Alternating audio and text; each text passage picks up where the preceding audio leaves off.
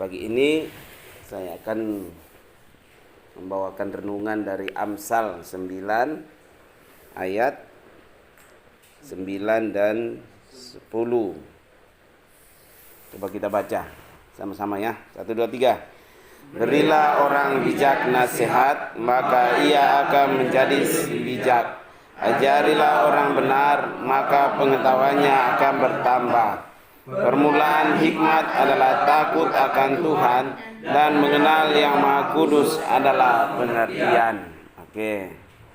Jadi di Amsal ini, kalau kita lihat perikopnya di atas, apa perikopnya? Undangan hikmat dan undangan kebodohan. Apa bedanya hikmat dengan kebodohan? Ada nggak bedanya? Orang yang berhikmat dengan orang yang bodoh, ada bedanya? Nah, pasti ada, ya. Nah, salah satunya kalau di ayat 9 kita lihat, orang yang bijak ya. Orang yang bijak ya, kemarin kita udah bahas juga ya. Berilah orang bijak nasihat, ya. Orang yang bijak ketika dinasehati, apa di situ? Akan semakin lebih bijak. Berarti ada peningkatan nggak? Oh, ada peningkatan dalam hidupnya kan? Ya. Tadinya dia mungkin bijak 10%, ketika dinasihati lagi naik jadi 50% misalnya, setengahnya, atau yang 50 naik jadi 75.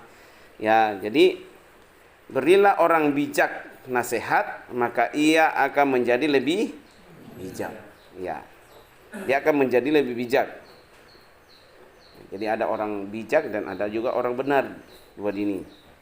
Ajarilah orang benar, maka pengetahuannya akan bertambah. Nah, kalau kita jadi guru enak kalau ngajar orang jadi orang benar kan? Benar enggak? Benar kembali ya. Benar menurut standar firman Tuhan. Kalau ngajarin orang yang benar menurut standar firman Tuhan, pasti dia akan pengetahuannya akan semakin bertambah. Ya.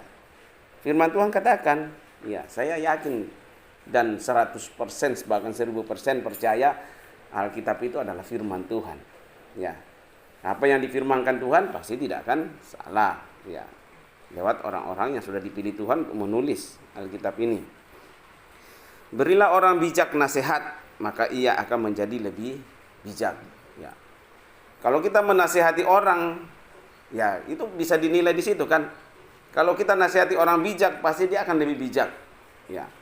Bijak kemarin tuh, orang yang bijak itu punya pemikiran yang panjang. Dia bisa membedakan mana yang baik dan mana yang tidak baik. Harusnya orang yang bijak ketika dinasihati, dia akan semakin bijak. Dia akan semakin baik. Ya. Tapi kalau orang yang dinasihati tidak bijak, sebaliknya. Apa sebaliknya itu? Lebih tidak bijak. Ya, semakin tidak mampu melihat mana yang baik, mana yang tidak baik. Yang baik bisa jadi tidak baik, yang tidak baik bisa jadi baik. Orang nggak bijak. Ya, makanya dikatakan milikilah kebijakan. Minta sama Tuhan hikmat kebijaksanaan supaya dalam hidupmu bisa mampu membedakan apa yang menjadi kehendak Tuhan dan apa yang bukan menjadi kehendak Tuhan. Oke, fokus ya. Berilah orang bijak nasihat, maka ia akan menjadi lebih bijak. Lebih bijak. Ya, berarti akan mengalami perubahan yang lebih. Ya, kalau kita nasihati orang bijak. Ya. Kita bisa menilai kan. Dari situ kan. Gak usah sekolah tinggi-tinggi. Kamu nasihatin orang, dengar orang bijak. Ya. Tapi kalau dia nggak dengar, malah hidupnya semakin terpuruk. Nah, itu dia bukan orang bijak. Ya, dia belum mencapai standar bijak itu. Ya, ajarilah orang benar. Nah ini, tadi orang bijak, kemudian orang benar. Benar saya katakan menurut firman Tuhan. Ajarilah orang benar, maka pengetahuannya akan bertambah. ya, pengetahuannya akan bertambah. Makanya kalau kita jadi guru, enak sekali ngajarin orang-orang yang hidupnya dalam kebenaran. Makanya kalau di sekolah Kristen, ya, seperti di sekolah SMK Paulus, ya standarnya dulu itu tentang hidup dalam kebenaran. Ya, kalau siswanya hidup di dalam kebenaran, pasti ngajarinya itu gampang. Ya, gampang. Ya. Nah, saya ulang lagi, kalau siswanya hidup di dalam kebenaran, pasti gampang mengajari. Ya, karena pola pikirnya itu, mindsetnya itu pasti berbeda. Ya. Saya sekolah di sini. Kalau orang udah tahu kebenaran, saya sekolah di sini bukan untuk main-main, tapi ada destiny yang harus saya capai dengan waktu tempuh yang sudah ditentukan. Ya, berarti cara berpikirnya berbeda. Nah, orang yang sudah benar, ya, bahwa segala sesuatu dia akan pertanggungjawabkan di hadapan Tuhan. Dia sekolah, dia tahu, oh, saya dibiayai orang tua saya. Orang tua saya pontang-panting di sana untuk supaya saya berhasil. Berarti salah satu unsur yang kamu lihat di situ, hormatilah orang tuamu. Berarti kamu sedang hidup di dalam kebenaran menurut standarnya Tuhan. Ya kan? Jadi gampang kita ajarin. Menerima pelajaran juga pasti gampang karena dia punya prinsip yang berbeda dengan orang yang tidak benar. Ya. Kalau orang yang asal-asalan kan, dia nggak pernah pikir orang tuanya, jerilela orang tuanya, dia nggak pikir bahwa dia sekolah karena beasiswa itu udah, apalagi beasiswa dari gereja, beasiswa dari orang lain yang membuat dia sekolah. Jadi dia tidak akan main-main untuk sekolah. Sedetik waktu pun dia akan manfaatkan untuk memberikan yang terbaik. Itu orang benar. Ya, jadi kita ngajarin orang benar juga gampang. Nggak banyak alasan, nggak banyak ini. Ya karena dia tahu memanfaatkan waktu semua. Ya, jadi ajarilah orang benar, maka pengetahuannya pasti akan bertambah. Ya kan? Kalau orang yang sebentar-sebentar tidur. Nah, dia nggak pernah memanfaatkan waktu. PR ditunda-tunda apa segala, tugas ditunda-tunda, karena dia tidak punya suatu prinsip kebenaran gitu. Ya. Bahwa saya ada sampai saat ini karena ada orang yang Tuhan pakai. Ini saya harus memanfaatkan waktu sebaik mungkin. Nah, itu gampang ngajarin orang yang sudah punya pemikiran, pola pikir seperti itu. Tapi kalau orang punya pola pikir, mumpung ada yang bantulah, jalan aja. Mumpung orang tua saya masih kerja, peduli amat. Itu tugas orang tua kok untuk membiayai saya. Nah, itu orang punya pola pikir yang belum dibaharui, alias belum hidup di dalam kebenaran. Jadi ngajarin juga orang seperti itu susah. Ya, mau kepalanya dibanting di bawah, ya tetap aja pikirannya seperti itu. Ya, kalau kita kembali di bagian Alkitab yang lain, itu kembali ke talenta yang satu. Selalu di pikirannya yang jahat-jahat. Ya, jahat artinya dia tidak pernah pikirkan orang tuanya kan, hanya memikirkan dirinya sendiri. Benar nggak? Ya. Orang yang masih menyimpan juga hal-hal yang bisa menggoda dia untuk kembali berbuat salah. Nah, itu juga orang yang pikirannya masih belum dibaharui. Ya, pikiran yang belum dibaharui. Ya. Ingat, orang yang bijak gampang dinasehati. Dinasehati dia akan semakin bijak karena dia akan menangkap setiap pesan dalam nasihat itu untuk kebaikannya, bukan untuk merusak dia. Ya, nasihat itu bisa berupa firman Tuhan, bisa berupa teguran, bisa berupa peringatan, macam-macam nasihat. Kalau kita menangkap dengan baik nasihat, dan orang yang pakai Tuhan macam-macam, bisa teman kita, bisa mentor kita, bisa orang tua kita. Tapi kembali, kalau kita hidup di dalam kebenaran, pasti cara menangkap kita akan berbeda. Ya, cara menangkap kita akan berbeda. Ya, bukan kita sakit hati, bukan kita apa, tapi cara menangkap kita akan berbeda. Orang yang sudah hidup di dalam kebenaran yang tadi dikatakan, karena dia hidup dalam kebenaran maka pengetahuannya akan bertambah. Ya, ketika dia diingatkan, oh puji Tuhan, ada yang ikat ke saya akan berubah, dia akan maju. Ya, pengetahuannya akan bertambah. Tapi coba orang diingatkan langsung dia simpan sebagai akar pahit, apakah ada pengetahuannya maju? Enggak. Malah dia akan semakin terpuruk. Ya, jadi ajari orang benar, maka pengetahuannya akan bertambah. Ya. Kemudian ayat 10, permulaan hikmat adalah takut akan Tuhan dan mengenal Yang Maha Kudus adalah pengertian. Ya. Takut akan Tuhan dan mengenal Tuhan. Ya. Mengenal Tuhan dan dikenal Tuhan. Ya. Bagaimana kita mengenal Tuhan? Ya, lewat firman Tuhan, lewat khotbah-khotbah, lewat macam-macam kita bisa mengenal Tuhan. Lewat orang, perbuatan orang kita bisa mengenal Tuhan. Jadi macam-macam. Ya, jadi kalau kita mau bijaksana, punya hikmat, ya kuncinya satu, takut akan Tuhan. Kalau akan takut akan Tuhan pasti akan hidup dalam kebenaran. Itu kuncinya di situ. Ya, kalau orang yang takut sama manusia, ya, nah itu harus kita mulai mengubah pola pikir kita. Ya, pola pikir kita. Kalau kamu melihat misalnya Emi lihat Yanti nggak pernah berdoa misalnya, contoh ya, nggak pernah berdoa, kamu tegur, kamu marah, kamu tidak akan pernah mengalami suatu kemajuan. Apalagi kalau kamu juga kayak gini, dikasih keluar semua kesalahan orang kan. Ya, padahal dia ingatkan. Ya, kamu tidak akan pernah mengalami kemajuan. Tapi ketika kamu terima menjadi, wah ini iya benar ya, saya sudah jarang berdoa. Akhirnya kamu terpacu untuk berdoa, kamu mengalami suatu kemajuan. Pasti akan banyak perubahan.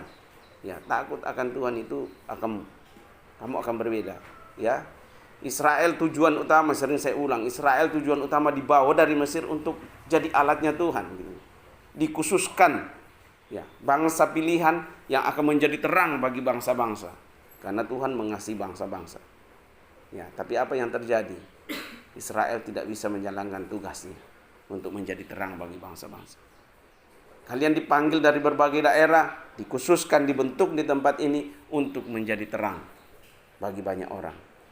Tapi kalau kamu nggak berubah di sini, masih sama dengan di luar sana, bahkan lebih parah dari di luar sana. Akhirnya seperti Israel yang gagal mengemban tugas. Padahal tidak semua orang dipanggil seperti itu. Ya. Ya, jadi kembali. Jadi kita katakan Tuhan, kenal Tuhan. Maka kita akan punya pengertian. Kalau kita kenal Tuhan, pasti pengertian kita akan berbeda kan? Iya kan? Pengetahuan kita akan berbeda. Kamu mau ditawarin apapun yang tidak sesuai dengan firman Tuhan atau ada larangan, kamu akan berkata tidak. Ya. Tapi ketika kamu tidak mengenal Yang Maha Kudus, tidak ada takut akan Tuhan dalam diri kalian, kita disodorin, demi persahabatan, daripada saya kehilangan teman, ya udah ikut. Sebenarnya kamu takut dunia daripada takut Tuhan. Kamu lebih takut kehilangan teman daripada kehilangan Tuhan. Itu prinsip yang harus kita pegang. Ya, lebih saya kehilangan teman daripada kehilangan Tuhan. Teman masih bisa dicari, Tuhan, kalau kita sudah ditinggalkan Tuhan, seperti Saul, kamu baca kisahnya Saul, ditinggalkan Tuhan, apa yang terjadi? Apapun yang dilakukan gagal, nggak ada yang berhasil. Ya, tapi coba lihat Daud. Ya, Daud menyadari, Daud pernah jatuh. Ya, semua tokoh-tokoh Alkitab pernah jatuh, tapi mereka sadar kembali dan mau bertobat dan tidak melakukan kembali hal yang sama. Nah, itu harus punya prinsip, kita punya prinsip. Kalau enggak, kita jadi orang bebal. Nah, coba kita lihat di dalam Amsal 10.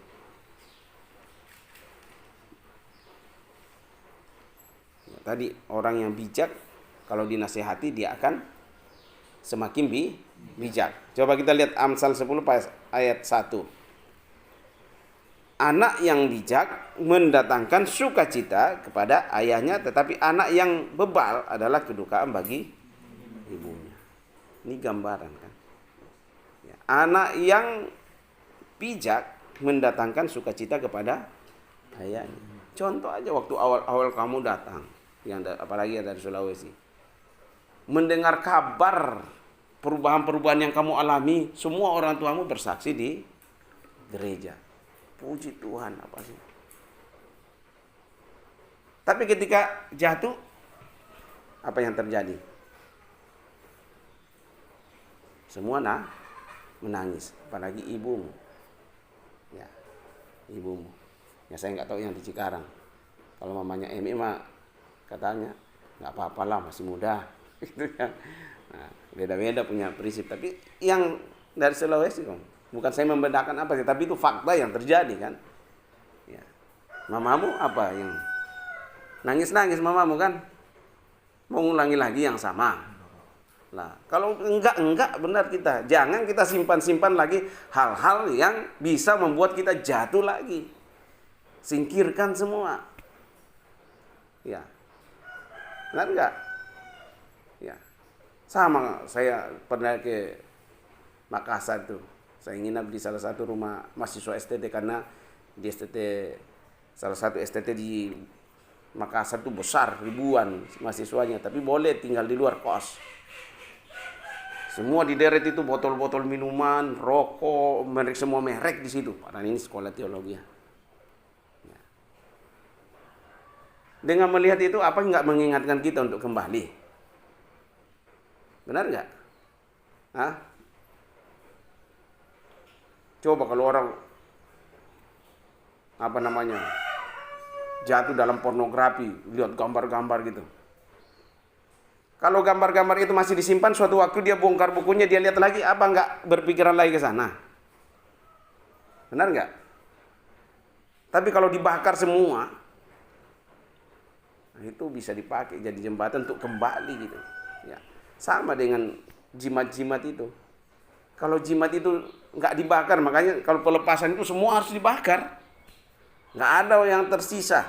Kalau ada yang tersisa itu akan jadi jembatan lagi untuk masuk ke dirimu, hal-hal yang lama. Ya. Jadi harus kita tuntaskan semua. Jangan kita simpan. Karena akan ada waktunya kamu akan kembali ke situ kalau kamu nggak tuntaskan semua. Itu saya bilang. Ya. Jadi kembali.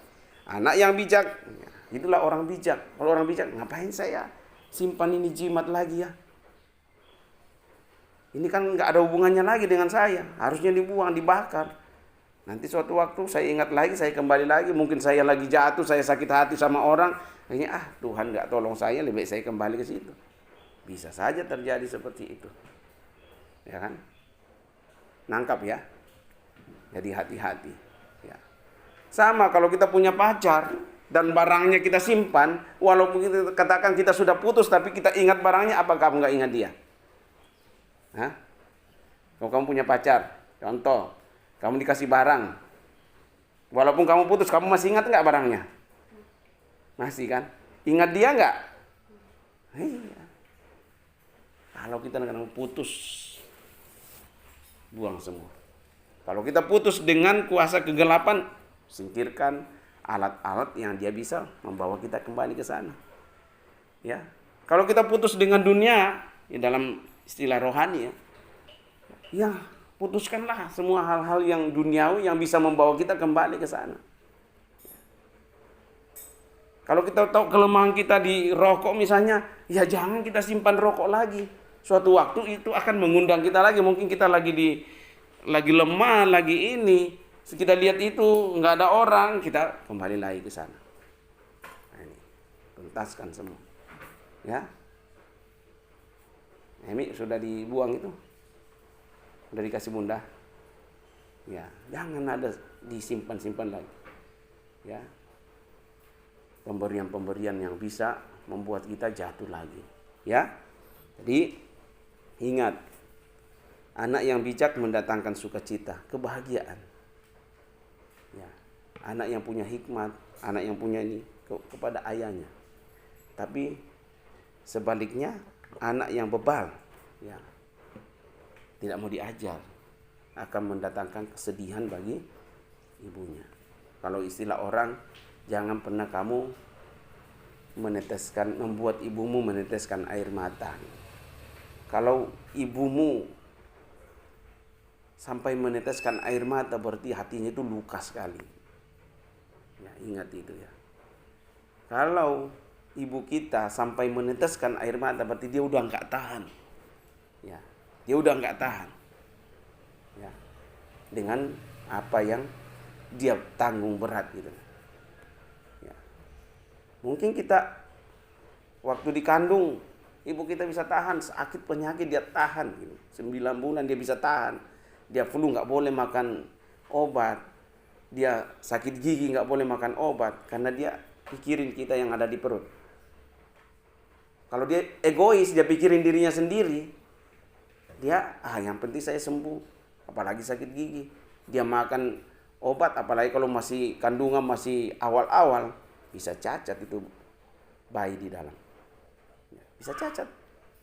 Ya, coba bayangkan bagaimana ibu kita itu susahnya 9 bulan nggak boleh sakit. Dia bisa tahan itu, tapi kelakuan anaknya yang membuat dia sampai meneteskan air mata. Kalau orang dunia bilang itu anak yang durhaka. Ya, anak yang durhaka. Hati-hati, ya. Tetapi anak yang bebal adalah kedukaan. Kedukaan itu pasti ada tangisan kan? Orang yang berduka itu ada tangisan bagi ibunya. Kenapa bukan bapaknya? Kenapa ibunya menangis? Karena yang paling tahu kamu itu adalah ibumu. Mulai dari ini, hubungan batin dengan ibu kita ini dari bayi. Dari dalam perut sudah membangun hubungan batin dengan ibu. Ya, makanya jangan pernah kamu meneteskan air mata ibumu. Ya. Jadi kita lihat apa yang Tuhan, kalau kita hidup benar, Tuhan tidak membiarkan orang benar menderita kelaparan. Oh gitu, hidup benar. Itu janji firman Tuhan. Di ayat 3 itu. Amsal 10 ayat, Tuhan tidak membiarkan orang benar menderita kelaparan. Ya kan? Berbicara tentang hidup ke depan kan. Kalau kamu hidup benar di hadapan Tuhan, pemeliharaan Tuhan itu akan menjadi bagian kita. Ya. Tetapi keinginan orang fasik ditolaknya gitu. Itu ada ini tangan yang lambat, ya saya nggak akan bahas di situ. Nah, ayat 6, berkat atas ada di atas kepala orang benar. Ya. Apa itu janji-janji firman Tuhan? Tuhan tidak membiarkan orang benar menderita kelaparan, berkat orang benar di atas kepalanya. Apa lagi di siapa? Nah ini. Jadi apa yang harus kita lakukan supaya kita bijak? Itu sederhana, ya 8. Siapa yang bijak hati memperhatikan perintah-perintah, tetapi siapa yang bodoh bicaranya akan jatuh. Memperhatikan perintah-perintah, perintah Tuhan. Ada hubungannya nggak perintah di sekolah dengan perintah Tuhan? Ada nggak hubungannya? Ada nggak hubungannya perintah orang tua dengan perintah Tuhan?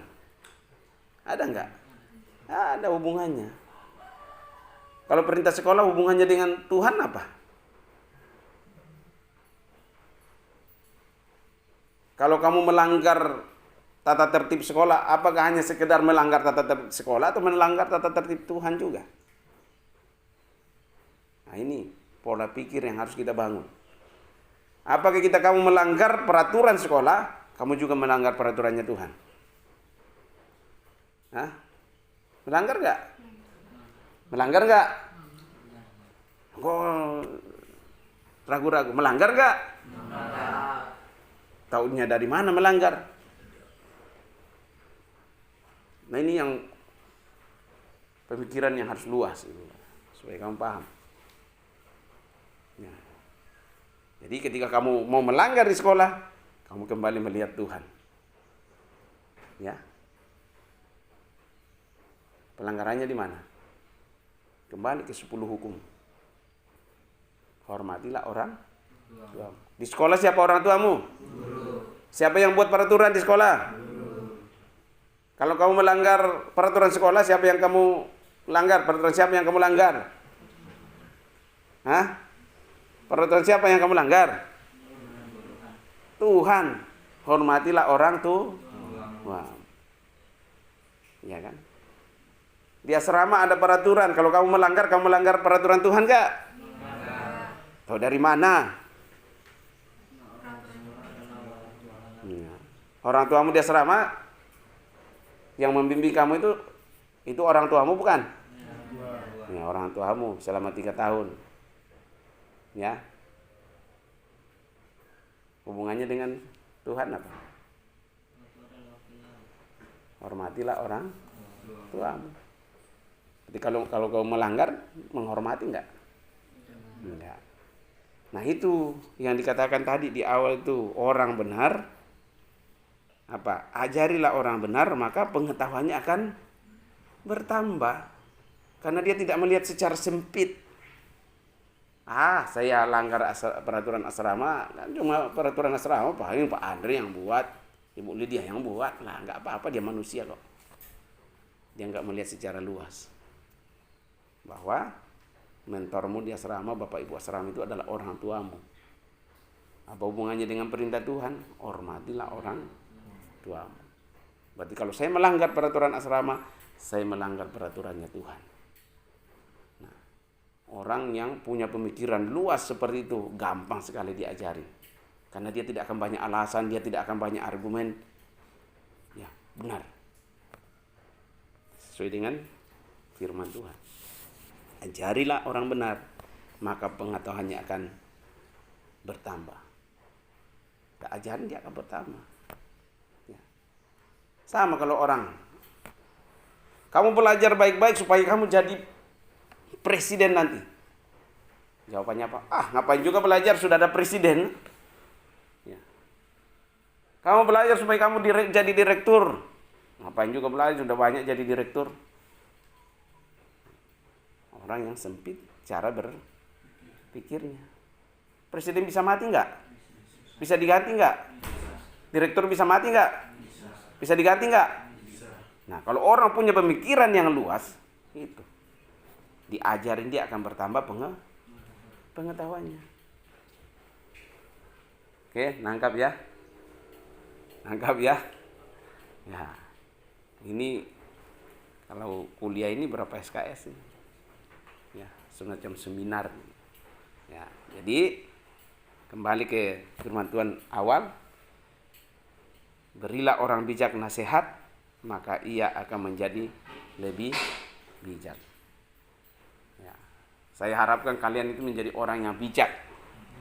Ketika dinasehati, kamu akan semakin bijak.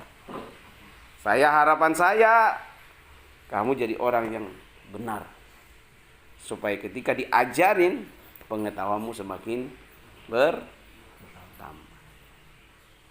Ya, contoh satu lagi, sebelum saya akhiri. Misalnya kamu kerja di jamur. Kalau kamu hanya melihat itu hanya sekedar pekerjaan, ya, pemikiranmu terlalu sempit. Ya. Tapi ketika kamu belajar di situ, bagaimana kita kerjasama, ya, bagaimana bibit kalau terlambat nggak bisa berfungsi lagi, berarti masalah ketepatan waktu kerja. Bagaimana kalau tidak siram, dia akan menghasilkan turun. Itu pelajari semua itu. Itu bekal yang tidak akan pernah kamu dapatkan di perguruan tinggi atau di sekolah manapun. Itu sekolah kehidupan. Ya, belajar dari situ. Ya, tapi kalau hanya sekedar kerja, sama kalau kamu main voli, apakah hanya sekedar keluarkan keringat, sekedar hanya pukul bola? Tapi apa yang kamu pelajari setiap kamu main di sana? Ya, itu orang yang pemikirannya luas dan itu gampang sekali diajarin orang-orang yang seperti itu. Ya, harapan saya kamu juga seperti itu. Oke, jadi kembali, berilah orang bijak nasihat, maka ia akan menjadi lebih bijak. Ajarilah orang benar, maka pengetahuannya akan semakin bertambah. Semoga kalian masuk dalam hitungan orang-orang yang seperti itu.